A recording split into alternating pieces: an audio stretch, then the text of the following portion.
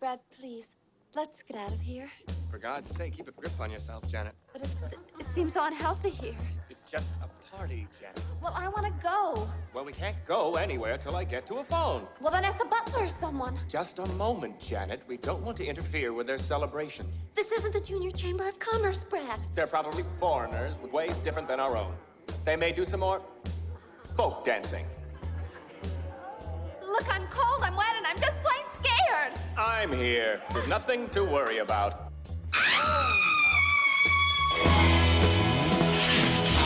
How'd you do, I see you've met my faithful hand-in-hand. He's just a little brought down because when you knocked, he thought you were the candy man. Don't get strung out by the way I look. Don't judge a book by its cover. I'm not much of a man by the light of day, but by night I'm one hell of a lover. I'm just a sweet transvestite. Hello everyone and welcome back to Stuff We've Seen. This is part 2 of our special rock and roll biopic and rock and roll movie episode extravaganza. When we last left off, we heard of Teal's recollections of seeing the Rocky Horror Picture Show as an impressionable youth, and now we will hear from myself and my adventures seeing the Rocky Horror Picture Show. LA and New York first. Those were the two places where it really started to take off. But one of the third places was Boston. There was an old theater in downtown Boston, or the Back Bay. The Exeter Street Theater used to play it. Yeah. And the first time I ever heard about it was maybe a year or two after it originally came out. My mom had read an article in the Boston Globe, and she started telling me, she's like, I wish we could go, like, when you were a little older. There's this movie I hear about. It's called the Rocky Horror Picture Show, and people throw rice at a wedding, and then they have squirt guns, and they shout at the screen, and it sounds like a blast. That's all. I didn't know anything about this movie other than that. And then in the early 80s, when it was still the Exeter Street Theater, my dad, one of his cousins, was much younger than he was. She was in college, and we were all down at my aunt's cottage in the summer, and she and her college friends went and saw it. So she started talking all about it. And as a movie fan, it became one of my bucket list things that I had to go to see this Rocky Horror. I mean, I thought about it all the time. And eventually it moved to the Harvard Square Cinema. And on my 15th birthday, as a gift, my mom and dad took me and my friend Robert to go to the Rocky Horror Picture Show. And it was, for years at Harvard Square, it was a big deal. Yes, it was a huge deal. Yeah. They did the whole review at the beginning where you had people that were dressed up. Right. And a lot of the people in the crowd were dressed up, and everybody knew the lines. And we saw it at it was sold out. And my parents, my dad he was a bit of a conservative guy. And let's just say he didn't know anything about what the movie was. I cannot see your dad liking this movie. Yeah. He did not. It was a little awkward. I think it would have been more fun if he wasn't there. But it was such a wild thing to watch all these people shout things at the screen. And it was just a very exciting thing. And I remember when it was over, I was like, I don't even know if I really liked that movie, but I liked the experience. And I just couldn't wait to be able to go again. And then like a year later, I was working at the movie theater in town, and there was an older kid. And one night he said to got a few of us, hey, we're going to go into town. We're going to see the Rocky Horror Picture Show. And my mom, for whatever reason, she had met this guy, and she thought he was like a really nice guy. And thought, oh, yeah, he's okay. Oh, fine. Go with him. Yeah, so I go with him and like three other kids. He was like probably 18 or I don't know, 19 or 20 or something. And so we thought, oh, this guy's a god, But in reality, he was like a geeky guy hanging out with 16-year-olds. And so he takes us. The first thing that happens is he get on the highway, and there was nobody around, and he I know this was really crazy. He does a 360 on the highway. Oh man. Show off. And I was scared to death. I'm like, we're gonna die, and this guy is dangerous, and I don't know if we should be in the car with him. And so we get down to Harvard Square, and he like has his whole bag full of toilet paper. This guy Right. is serious. He's in for seriousness. And he is an aggressive Rocky Horror person. He's like chucking big chunks of tissue at people. He's soaking it first. Like this is not how the Rocky Horror picture is supposed to go. He's very obnoxious. And even the most obnoxious of my friends that were with us from the movie theater were all looking at each other like, what the hell is this guy's problem? And so we were there for maybe a half an hour, and we got kicked out. Because of him. Because of this guy. Yeah. And I was humiliated. And I'm like, how am I now I'm like, what are we gonna do if I came home now? Right. And my mom's like, and I have to say, well, we got kicked out. That's not gonna go over well. So he's driving around. He takes us in to the combat zone in Boston because he thought it would be funny. Right. So now he's parked and we're all walking around like scared kids in the combat zone with this crazy guy. And needless to say, then it wasn't until I had my own license that me and my friend Robert started to go down with frequency in my senior year to see the Rocky Horror. And we basically we went a lot just so that we could learn the lingo and say the stuff. And so in my senior year, I probably saw it a good half a dozen to a dozen times. Yeah, I think that's probably about how many times I saw it in the theater. Yeah. And then, you just kind of you move on to other things. you do. You kind of, but now it seems like, I mean, I guess it's still a thing in some places, but I think home video kind of took a lot of the wind out of the sails because there was a while there when Rocky Horror was just not available on video. For years. For years. And so the only way to see it was these midnight shows, basically. Yeah, or there would be, you go to these comic book conventions and there'd be these bootleg copies. Yes. Yep. Song of the South, Rocky Horror Picture Show, and the Rolling Stones Cocksucker Blues. That's right. Lineup. Yep. That's the pirate lineup. It's, that's what it was. Yeah, that's absolutely what it was. So we were talking about Rocky Horror, and one of the actors in Rocky Horror is Meatloaf. Oh, I think I know where you're going with this, and I'm glad you're going there. And Meatloaf made a movie directed by Alan Rudolph, of all people. Good old Alan Rudolph. This is not your typical Alan Rudolph movie. I don't know, if our listeners... Which basically means it's an Alan Rudolph movie. Which basically means, yeah. No, but there's a few Alan Rudolph movies. There's 3 or 4 that kind of all go together, like Choose Me and Love at Large. They kind of all have the same feel to them. The moderns. Yeah, but this movie, he hit his stride sort of in the early 80s to the early 90s. Exactly. Yeah, Trouble in Mind, Choose Me, Equinox. Let's see, Love at Large, Made in Heaven, Trouble in Mind. Yeah. Dorothy Parker and the Vicious Circle. Yep. As you can tell, you and I are Alan Rudolph aficionados. We like Alan Rudolph. I think we even saw Equinox together. Yeah, and I remember at the time we really liked that. That's kind of like a hidden gem movie. I don't know if it holds up. I haven't seen it in years, but yeah, I haven't seen it in years, but I kind of want to watch it again. So anyhow, Meatloaf and Alan Rudolph did this movie called Roadie. Yep, which everybody might know from the Eddie Rabbitt song, "Driving My Life Away." Oh, really? Okay. Yeah. Oh, that's right. Yeah, that was like the hit song from Roadie. Yeah, Roadie is a very interesting and kind of a fun movie.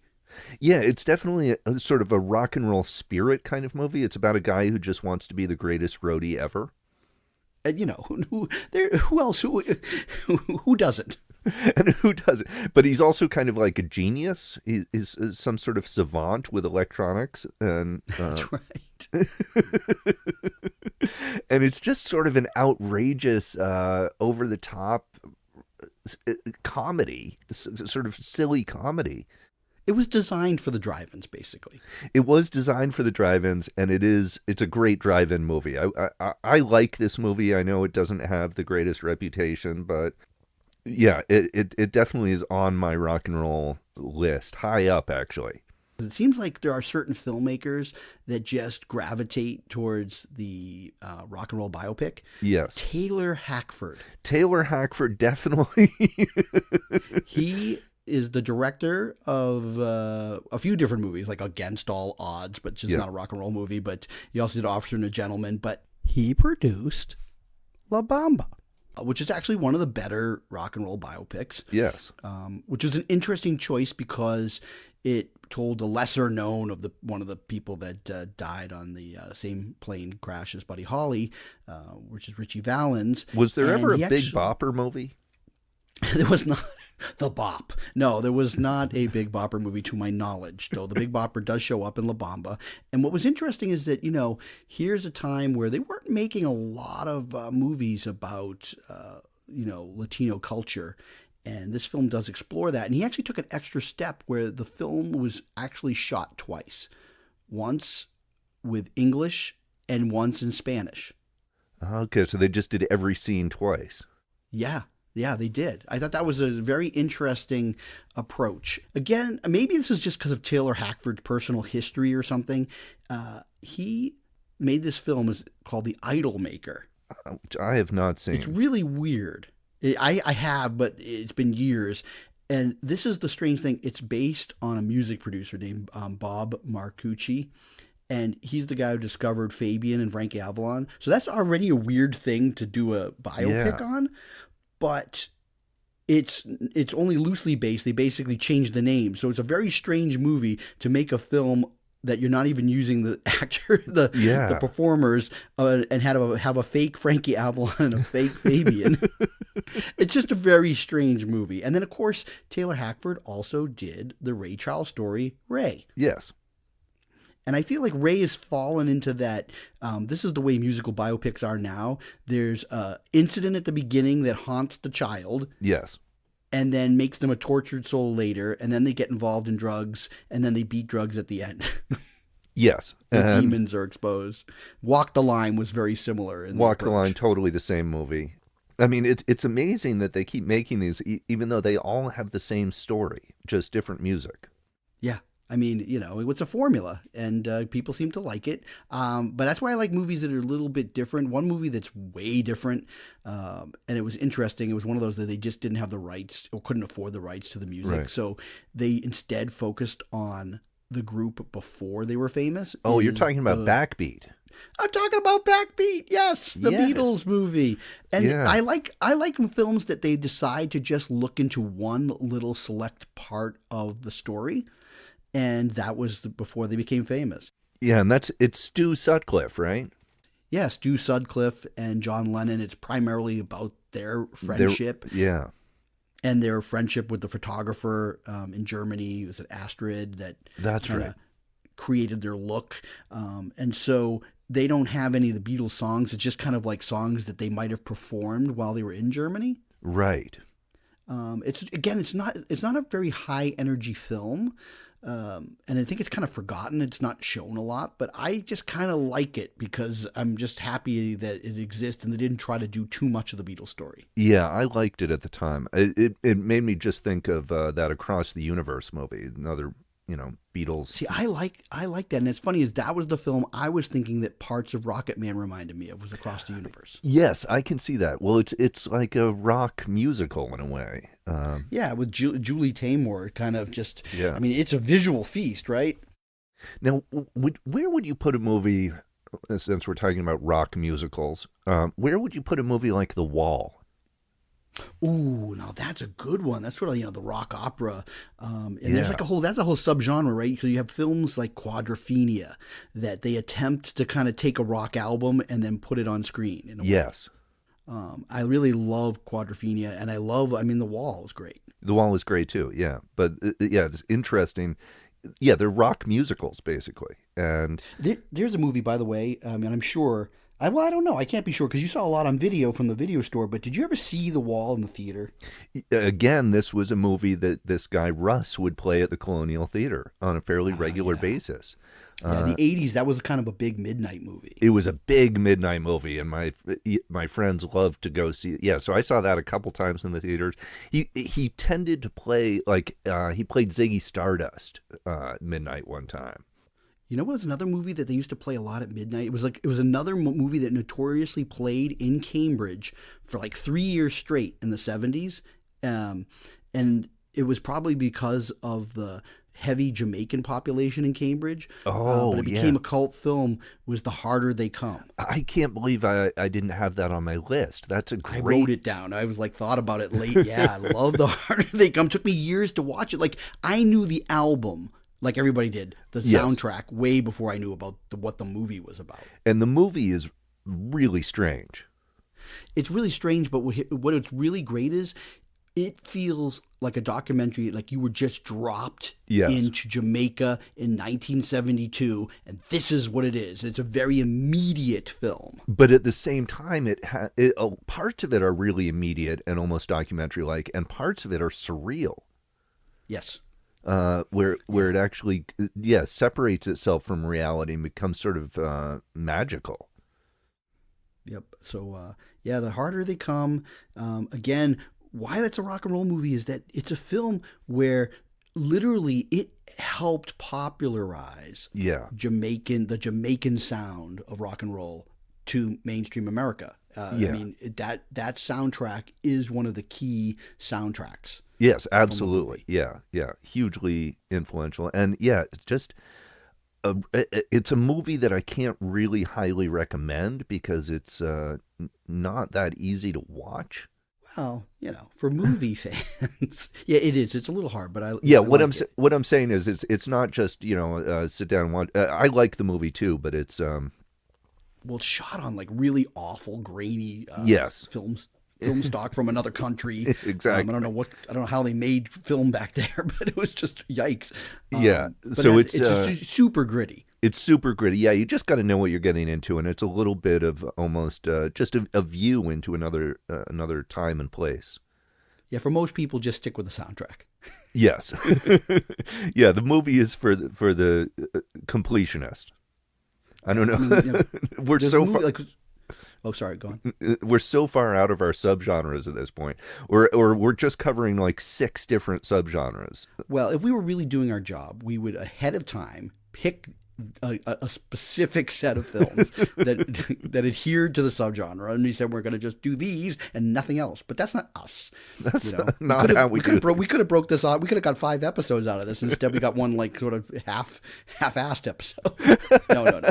I think it's a good episode. I can't wait to hear it again. Another movie that's great is Love and Mercy. I have not seen that. Yeah, it's really, really good.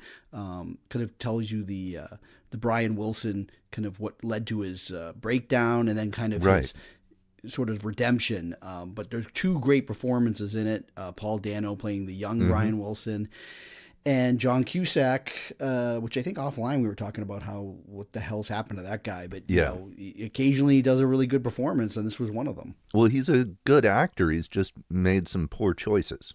Okay, I'm just going to keep throwing out titles. Phantom of the Paradise. Yes. That's a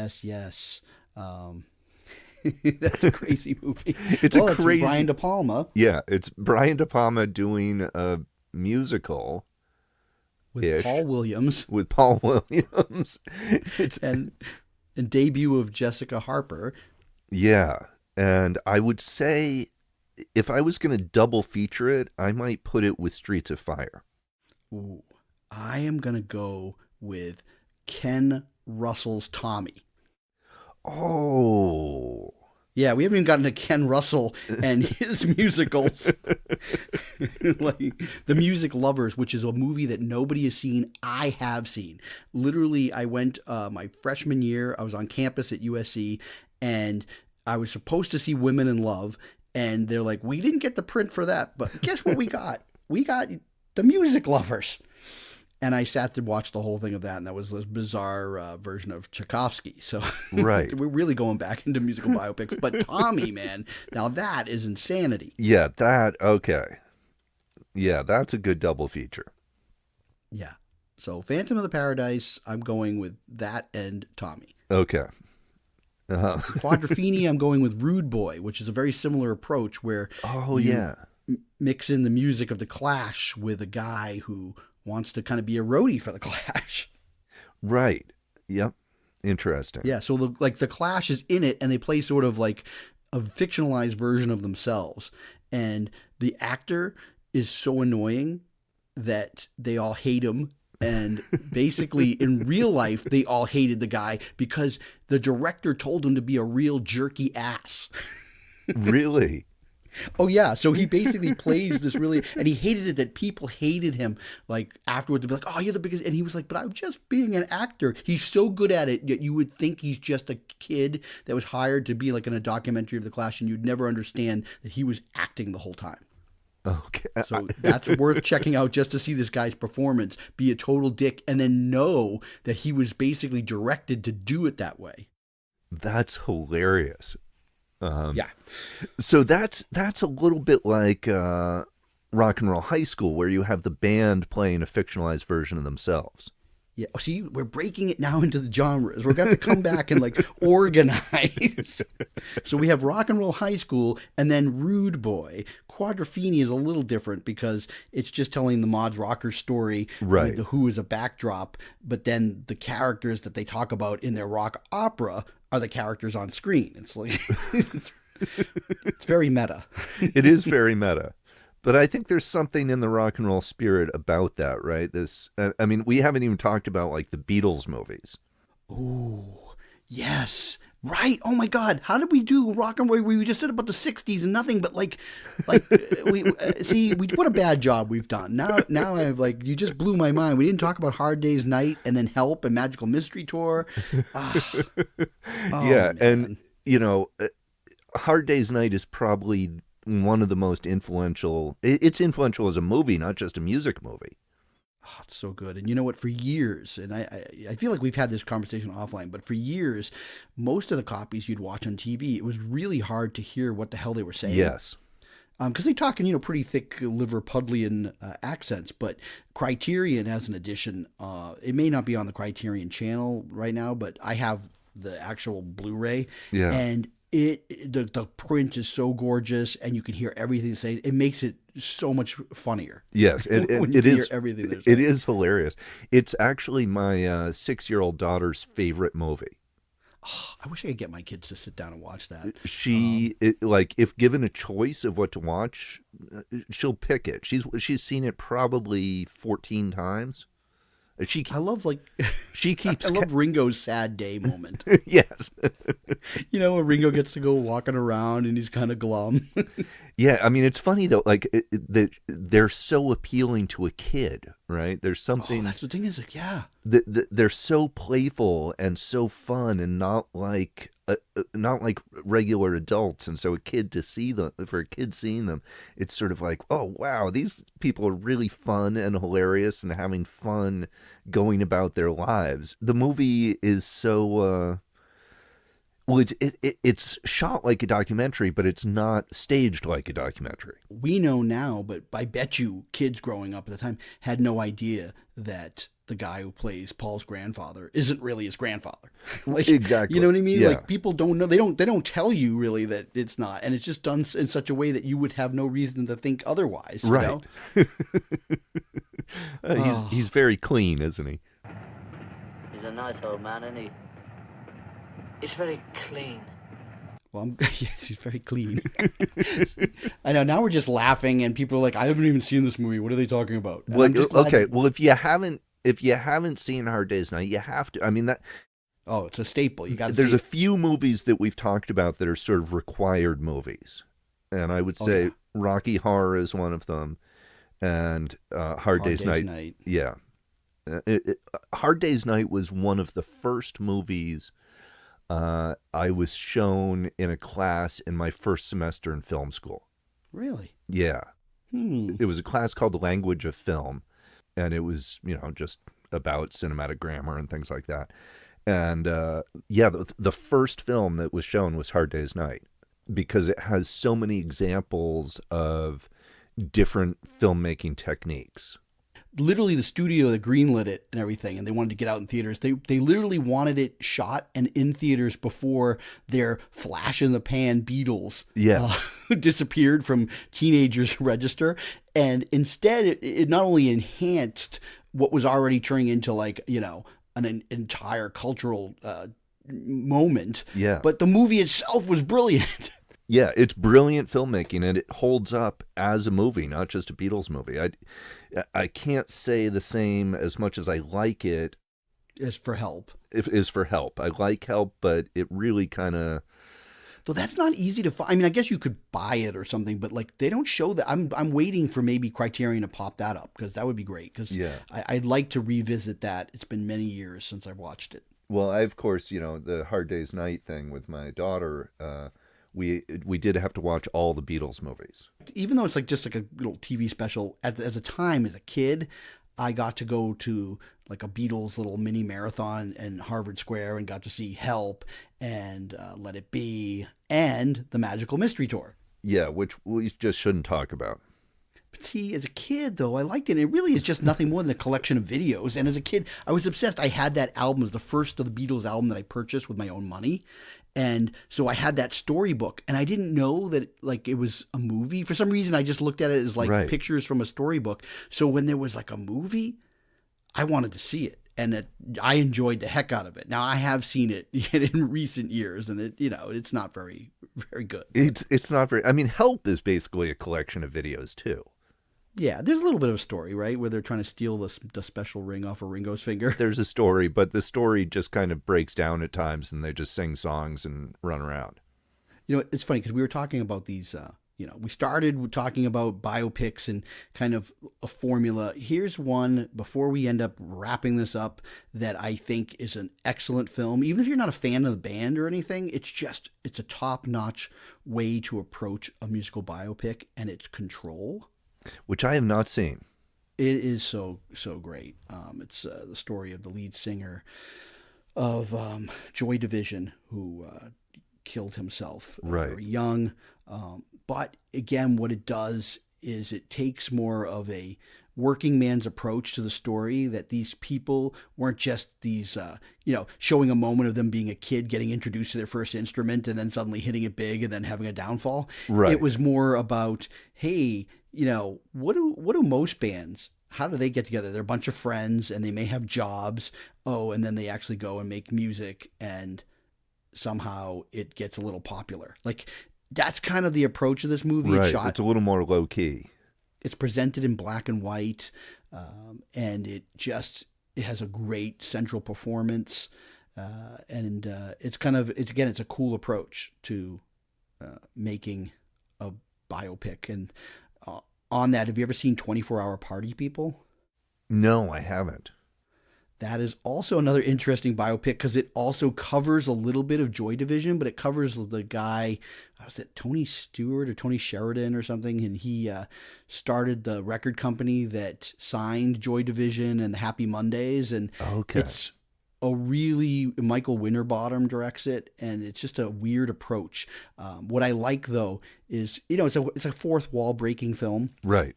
Where the guy, I forget that comedian actor who plays the head guy, they have this great scene, and it's a tiny little like folding chairs set up in a tiny auditorium, maybe about 30 people, and he addresses the camera and he's like, this may not seem like much, but it's actually a very important piece of history because it's the very first time that the Sex Pistols ever performed together.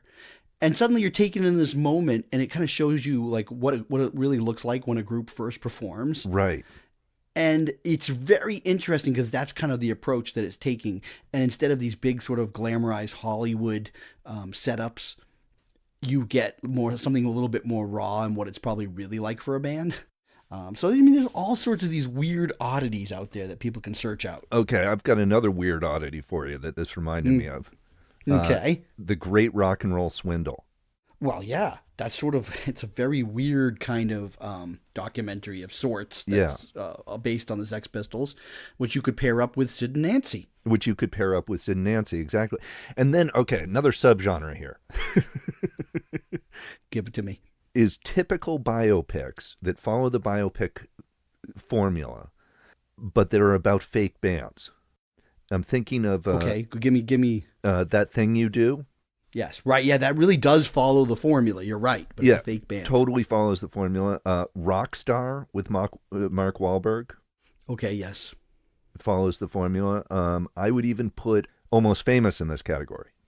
Have you ever seen? I have not seen the long cut. I had. That's the only cut you should watch. Okay. It is. I own it. It is great.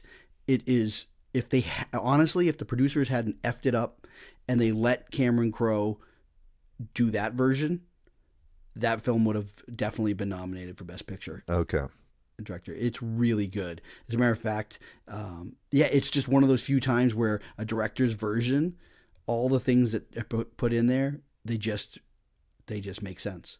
Okay. I've been wanting to see it for a while because Untitled, it's called. Yeah, Untitled. I liked it when I saw it in the theater. I didn't totally love it. Yeah, that movie scratched me where I itch. Okay, well, I'm gonna have to watch this. I'm gonna have to watch the long version. Fake band stuff. There's 2 movies out, right, that I haven't seen because unfortunately in today's day and age they're not big hits, and I don't have an art house near me. Yeah. One is Volux. Oh yes, Voxlux or Volux. Voxlux, yeah. Volux. I don't know. With what's her Natalie Portman. Right. And then the other one is Her Skin. Is that what it's called? Yeah, I think so. It's got the handmaid there. Yep. Elizabeth Moss there. I do want to see those whenever they do show up on our streaming services. Yeah, and a couple other fake bands, Spinal Tap. Oh, well, okay. So now we're talking about like the quintessential everybody must see movies. Spinal Tap is Blues Brothers. Have that on my list. We didn't get to it. We just got to it now. We just got to it now.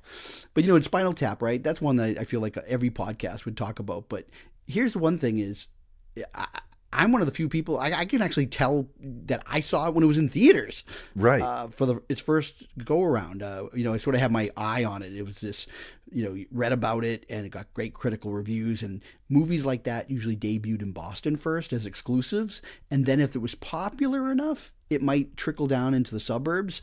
And that case, it did. And my mom took me and my friend Robert to see it when it was at the Burlington Mall Theater, and I remember at the time thinking, oh, this was funny. A couple of parts really amused me, but I was like, what was it, 84 or 85? I think it was 84. 84, I think. And so I was just about 14, and while, like I said, I thought it was funny, I remember it being very short, and I was kind of like, that's it? So a year or so later, it was at a revival screening at the Somerville, which is one of my, sort of my second home for movies. And they used to just show revival movies at that particular time. They didn't have new films. Right. They were showing Spinal Tap and maybe another film. My friend, same kid, Robert, and I said, let's go. So we do. But this time, and this theater auditorium was about, I think it's like 900 seats. Okay. Probably close to a sellout, as you can imagine. All college-age kids. So, right. 4 years older to us were like, these were gods, right? Yes. Yep, absolutely. And this, again, it was another electric audience where every joke landed, everybody got it, and it was at that screening that I was like, I get it. This movie is the best. Yeah. And it's now, did you catch it on video? Is that, I would imagine? Yeah, I caught it on video. Yep. At the video store? At the video store, more than once. You were talking about the college kids. At the video store, I was, I think, the only high school kid who worked there. Right. So you were very influenced by these older kids. Yes. And it was all these college kids who worked at the video store who would turn me on to movies. They'd say, oh, you should take this home. And, I remember they were movies I knew about, but I hadn't really tuned into. And so a lot of these college kids, I remember Raging Bull was one. And I was like, oh, yeah, I've heard of Raging Bull. But you gotta watch. Here you go, kid. Take the video. Exactly. Here you go. You're watching this tonight, and then I'm completely blown away by it. Yeah, I honestly didn't have a guide. It sounds like because you worked with these older kids, you got to be someone who had a guide. I kind of had to find my own way through movies, through reputation, and reading a lot about things because I didn't. My parents. I guided them more than they guided me when it came to these movies. Yeah, I was definitely. Well, I was. Yeah, the And I was a guide in loser. I didn't have like friends, never mind college friends.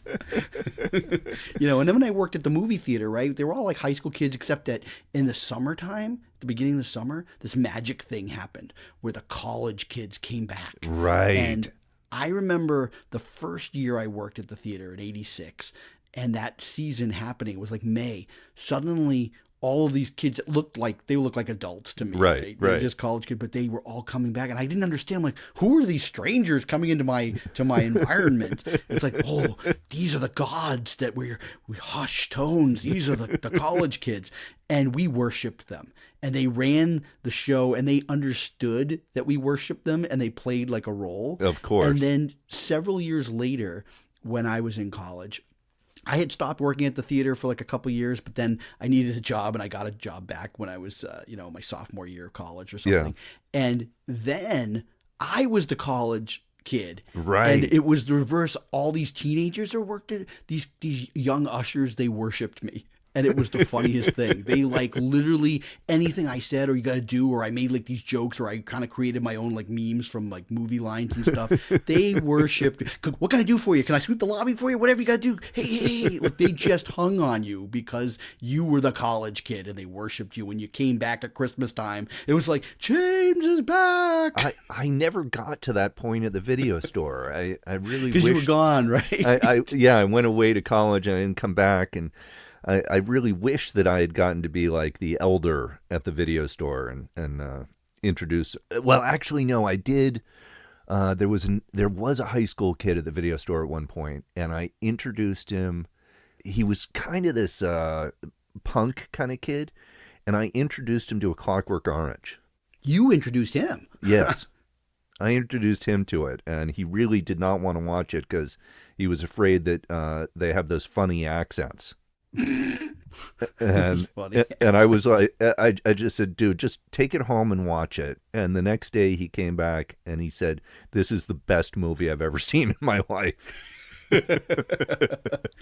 Oh, yeah. I mean, that was a movie where the very first time I'd ever heard of A Clockwork Orange, I was sifting through the record bins because I was always into soundtracks. So when I was at a record store and I came across the Clockwork Orange soundtrack, and I just looked at the front cover. Yeah. And I'm like, this triangle and this guy coming out with like a knife and there's an eyeball. And and then like these like sort of naked women statues. Yeah. I'm like, what the hell is this? And I looked at the back cover and I saw a few pictures of it.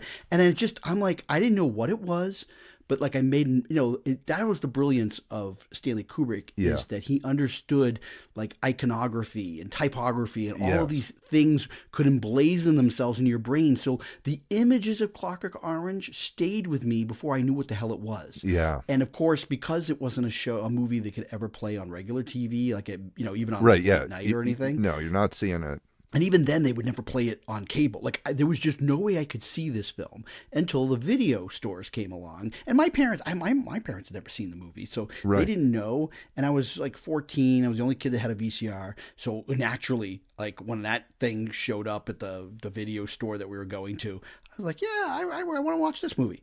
Right? Still, my friend Glenn had heard rumors about it, and of course, none of the things he said happened in the movie, or at least Right. he had thought actually happened in the film. But I had him and this kid Robert over, and we watched it. And this kid Ed, that we were friends with, but he went to a different high school. So after junior high, we stopped hanging out with him. But we all watched it, and it was, I just remember at the end of that film, which I really wasn't sure what my thoughts were on the film, but it was after that. It was the first time that I understood that the title of director meant something. Right. That Yeah. shaped the movie, and that the way that the film was directed might be more important than like the acting or anything else. And it's just like, Right. wow, this director's vision that had a thing, and that's where Stanley Kubrick suddenly meant something to me. Right. Yeah. It's the name that pops out at you.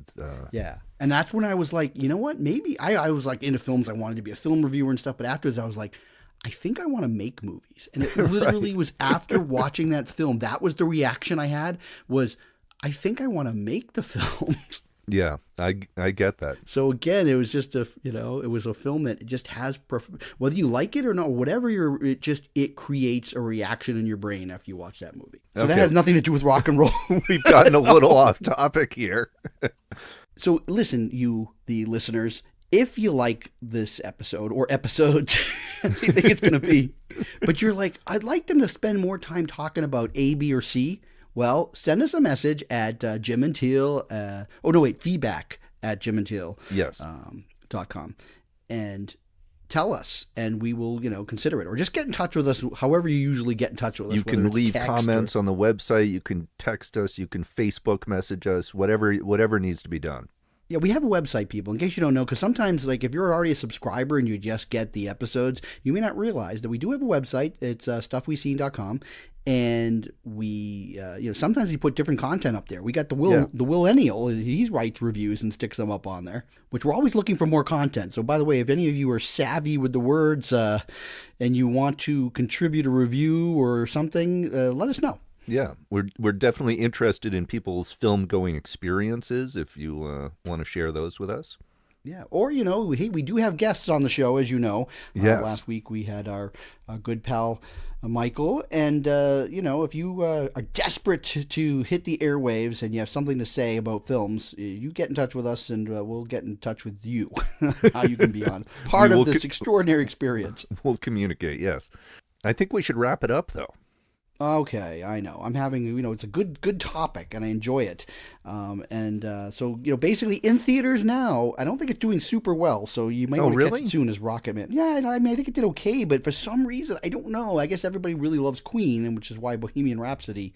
Plus, also, this is my theory, is that this is, to me, the reason why Bohemian Rhapsody was such a big success, is if you think about it, there are like 30 years worth of people who become Queen's fans that literally never had the opportunity to see Freddie Mercury perform. He's been dead for a very long time.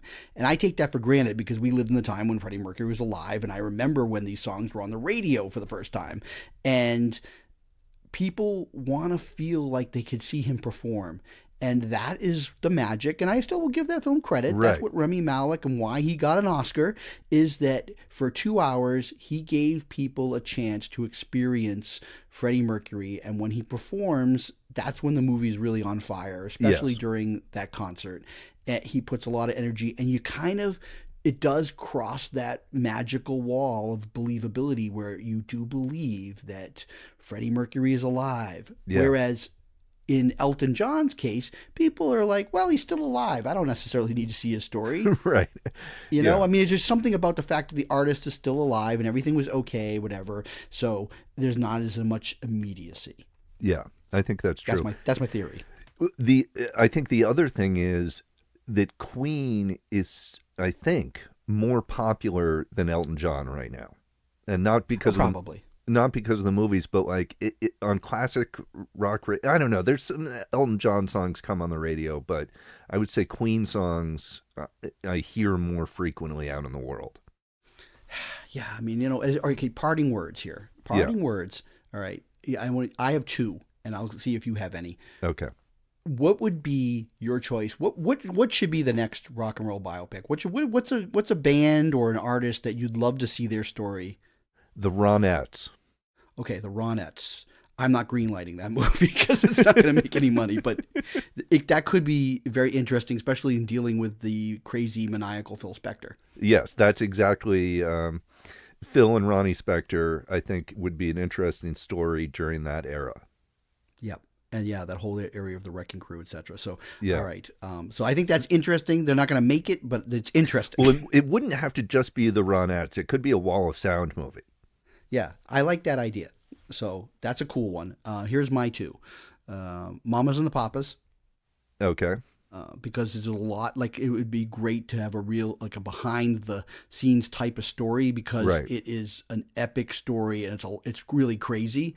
And I think that the music part is like one part of the story, but behind and how they all got together, is very fascinating.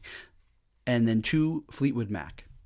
Oh, interesting. Not a big Fleetwood Mac fan, but man, their story is crazy. So there's lots of fighting, and that could be interesting. Yeah, I mean, I've always wanted a Eddie Cochran movie, but the thing is, his story is actually really boring. Sure, he dies in a car crash. Yeah, with was it Gene Vincent? But he Yeah. lived, but he was never quite the same. Yeah, but it's not that interesting a story, as much as I What like the about- music. Phil Collins. Well, I don't know why I'm laughing. But why do we have an Elton John movie and not a Phil Collins movie? I guess. I don't know. Oh, I mean, like, who is like? Well, you know what? I guess like there would be like people would want to maybe see a Kurt Cobain story, perhaps, though it would be done terribly. And they, what's it called? I forget who made that movie. Last Days was kind of like the. Oh Kurt yes, Cobain that was story. kind of yeah. Yeah. Yeah, I didn't see that. The guy at the Drugstore Cowboy. I saw it. It wasn't bad, but I Yeah. mean, they've already sort of done it, so I don't know. Yeah, I think it's done. Let's see, who else would I like to? I mean, that's the thing. A lot of people the stories are not that interesting beyond the rise to fame and drugs and alcohol. Like you said, it's a formula. It's been done. So, I think what we've done today is at least thrown out a bunch of titles, and some are more interesting than others. Yeah. Some, are not easy to find, so you're going to have to really search them out, but, keep a list.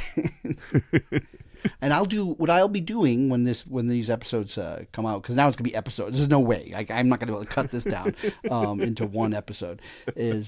I'll be posting pictures of various films that we talked about on our Instagram. So check that out. Fantastic. Yeah. On the Stuff We've Seen podcast Instagram account. It's a great opportunity for me to put pictures up there from the movies we talk about. So check in for that. If you didn't know we had an Instagram, we do. And a lot of people who don't necessarily even listen to the show follow us on Instagram and enjoy the various pictures that I put up there. Yes. Movie stuff. Kind of had a couple of things going with Jeff Goldblum the other day. Oh, interesting. Yeah. I go on these little kicks. I try to pick actors and sort of their obscure roles and put the photos on Instagram. Well, let's just do a Goldblum episode. Yes. Actually, I would love to do a Jeff Goldblum episode. Jeff, if you're out there, please, we'd like to have you on the show. Come on the show. We're going to do a Jeff Goldblum episode. Yeah, because he's done so many things. Oh, that, he's fantastic. I'm a huge fan. Yeah. He's been doing. Okay, great. So you yourself should look at some of the pictures I posted on Instagram with Jeff Goldblum lately. But anyways, kids, it's been fun, or at least for us, it's been fun. I don't know about for you, but thanks for listening.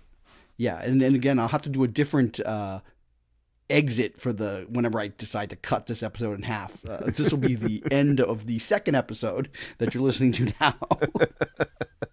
Which is great, because sometimes it takes us a while to get these episodes taped. Exactly. So now we have another episode to go. So see, look at that. We got 2 episodes for you.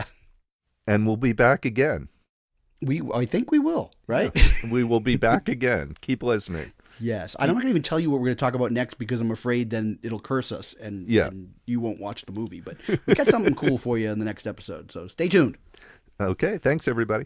All right. Bye. So, come up to the lab and see what's on the slab. I see you shiver with anticipation. But maybe the rain is really to blame. So I'll remove the cause. But not the symptom.